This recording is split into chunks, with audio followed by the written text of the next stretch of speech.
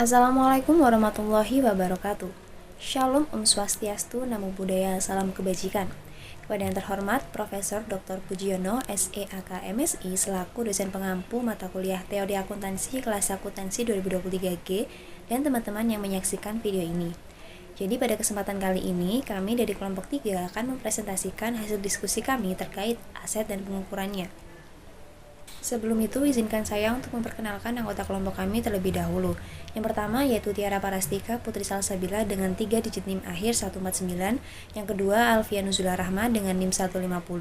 Yang ketiga Revika Yuniar dengan NIM 154. Yang keempat Muhammad Firdaus dengan NIM 174. Dan yang terakhir Kevin Akmal Firmansyah dengan NIM 180. Baik, langsung saja kita masuk ke materi. Baik, pertama di sini saya akan menjelaskan tentang perspektif peneliti dalam akuntansi. Yang pertama ada perolehan ilmu akuntansi, di mana proses perolehan suatu ilmu akuntansi ini bisa dikatakan berangkat dari fakta-fakta tertentu yang mana biasa kita amati atau biasa kita temukan, yang berlanjut ke hipotesis-hipotesis tertentu, lalu menuju ke teori-teori umum hingga ke hukum umum yang amati atau ditemukan. Akan tetapi model seperti ini tuh tidak membuat suatu perbedaan antara proses perolehan ilmu pengetahuan, metodologinya, dan epistemologinya. Kemudian hubungan antara epistemologi, metode dan ilmu pengetahuan. Di sini terdapat pengetahuan yang dibagi menjadi 3 jenis. Yang pertama pengetahuan bahwa atau pengetahuan faktual, kemudian pengetahuan dari atau pengetahuan berdasarkan perkenalan atau pengetahuan berdasarkan pengalaman, dan yang terakhir ada pengetahuan bagaimana atau knowledge how.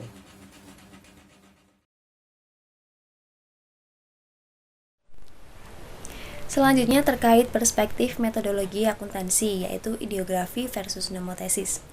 Dalam penelitian akuntansi terdapat 2 pendekatan utama dalam memahami fenomena, yaitu ideografis dan juga nomotesis. Kedua pendekatan ini memiliki perbedaan mendasar dalam cara mengkaji suatu peristiwa atau data, sehingga pemilihannya bergantung pada tujuan penelitian yang ingin dicapai. Yang pertama terkait ideografis. Jadi, Barrell dan Morgan itu menjelaskan bahwa pendekatan ideografis didasarkan pada keyakinan bahwa dunia sosial hanya dapat dipahami dengan memperoleh pengetahuan langsung dari subjek yang sedang diteliti. Oleh karena itu, metode ini menekankan keterlibatan langsung dengan subjek penelitian serta analisis terhadap catatan subjektif yang dihasilkan dari interaksi sehari-hari. Penelitian dalam pendekatan ini seringkali bersifat kualitatif, menggunakan wawancara, observasi, dan juga studi kasus untuk memahami makna serta pengalaman individu atau kelompok dalam suatu situasi tertentu. Sumber data yang digunakan dalam pendekatan ini dapat berupa buku harian, catatan, biografi, atau catatan jurnalistik. Misalnya, dalam konteks akuntansi, penelitian ideografis dapat digunakan untuk memahami bagaimana seorang auditor menghadapi dilema etika dalam pekerjaannya. Kemudian yang kedua adalah pendekatan nomotesis. Jadi pendekatan nomotesis ini berorientasi pada metode ilmiah yang sistematis dan terstandarisasi. Penelitian ini bersifat kuantitatif dan bertujuan untuk menemukan pola, hukum, atau prinsip yang berlaku secara umum. Nah, metode yang digunakan itu meliputi survei, kuesioner, eksperimen, serta analisis statistik yang memungkinkan peneliti untuk mengukur hubungan antara variabel secara objektif. Dalam penelitian akuntansi, pendekatan ini sering digunakan untuk menganalisis dampak penerapan standar akuntansi terhadap kinerja keuangan perusahaan.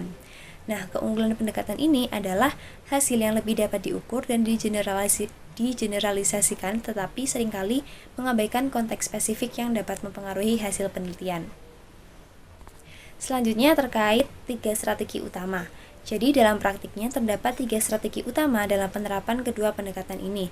Yang pertama dengan menggabungkan ideografis dan nomotesis dalam satu penelitian sehingga bisa menghasilkan pemahaman yang lebih komprehensif.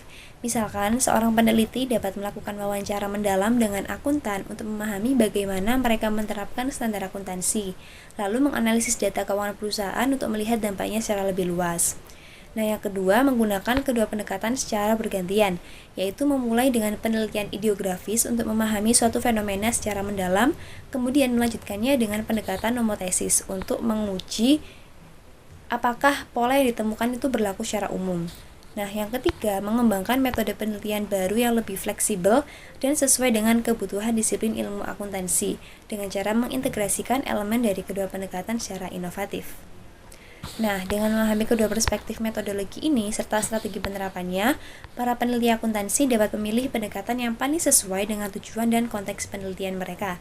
Hal ini memungkinkan analisis yang lebih akurat, baik dalam memahami fenomena sosial yang kompleks maupun dalam mengidentifikasi pola yang berlaku secara umum dalam dunia akuntansi. Selanjutnya yaitu perspektif ilmu akuntansi. Yang pertama yaitu hipotesis dunia atau word hypothesis yang dikenalkan oleh Stephen Pepper. Stephen Pepper sendiri mengembangkan konsep historis dunia untuk memahami berbagai pendekatan dalam ilmu pengetahuan termasuk akuntansi. Ada 4 pendekatan utama, yaitu yang pertama formisme, yaitu pendekatan yang menekankan kesamaan dan perbedaan dalam fenomena tanpa memperhatikan hubungan kausal. Pendekatan ini digunakan dalam klasifikasi dan pengelompokan. Yang kedua yaitu mekanisme, pendekatan yang melihat dunia sebagai sistem yang bekerja seperti mesin dengan hubungan sebab akibat yang tetap dan kuantitatif. Kemudian yang ketiga yaitu kontekstualisme. Berakar pada pragmatisme, pendekatan ini memahami sesuatu dalam konteks tertentu tanpa adanya aturan yang kaku. Kemudian yang terakhir yaitu organisisme, yaitu pendekatan yang melihat dunia sebagai kesatuan harmonis di mana semua elemen saling berhubungan dalam satu sistem besar. Nah, keempat pendekatan ini memberikan cara berbeda dalam memahami fenomena termasuk di dalam bidang akuntansi. Yang kedua yaitu formisme dalam akuntansi. Pendekatan ini dalam akuntansi terlihat dalam standar, aturan, dan model akuntansi yang digunakan untuk mencatat transaksi. Buku teks akuntansi juga banyak menggunakan pendekatan ini dengan membagi konsep ke dalam kategori yang jelas. Namun, pendekatan ini memiliki kelemahan karena tidak adanya perhatian hubungan antar elemen dalam laporan keuangan. Kemudian yang ketiga yaitu mekanisme dalam akuntansi. Pendekatan mekanisme dalam akuntansi ini berfokus pada hubungan kuantitatif untuk memahami dan memprediksi fenomena ekonomi. Akuntansi sendiri menggunakan berbagai metode statistik dan korelasi untuk menemukan pola dalam data keuangan.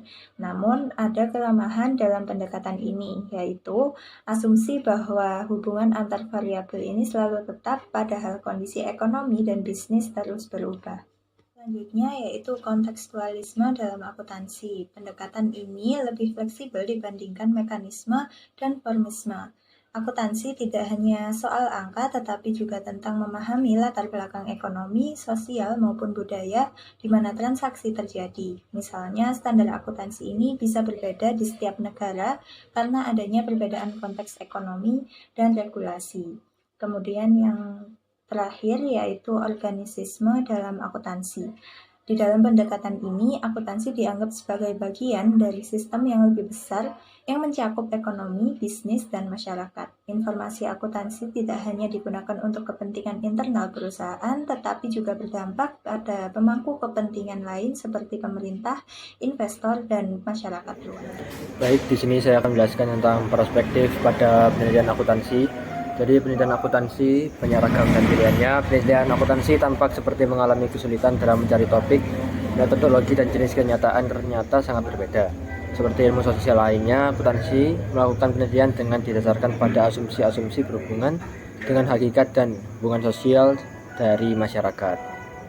Kemudian masuk ke pandangan fungsional dalam akuntansi. Pandangan fungsional akuntansi berfokus pada penjelasan keteraturan sosial di mana akuntansi memainkan sebuah peran jika dilihat dari modus pandangan seorang realis, positif, determinis, dan monoteis.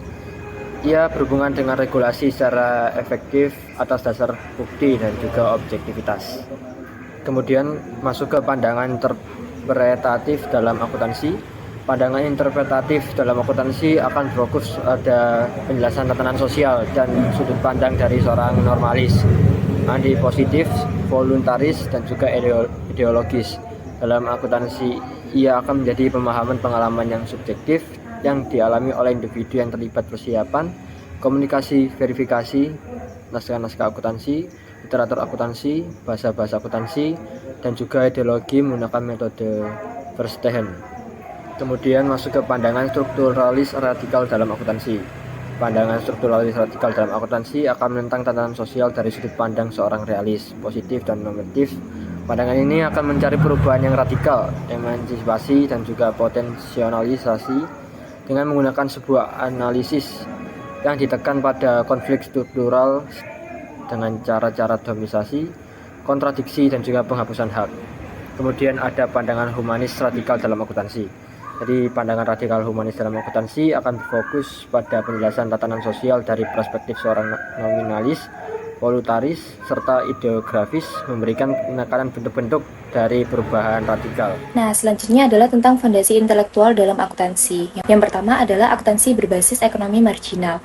Nah, dalam pandangan Belkowi, ekonomi marginal berhubungan dengan pendekatan ekonomi dalam akuntansi yang menekankan bahwa nilai suatu aset atau laba tergantung pada ekspektasi arus kas di masa depan yang didiskontokan ke nilai sekarang. Nah, hal ini tuh sesuai dengan konsep decision usefulness approach dalam akuntansi keuangan yang bertujuan untuk menyediakan informasi bagi pengambilan keputusan ekonomi.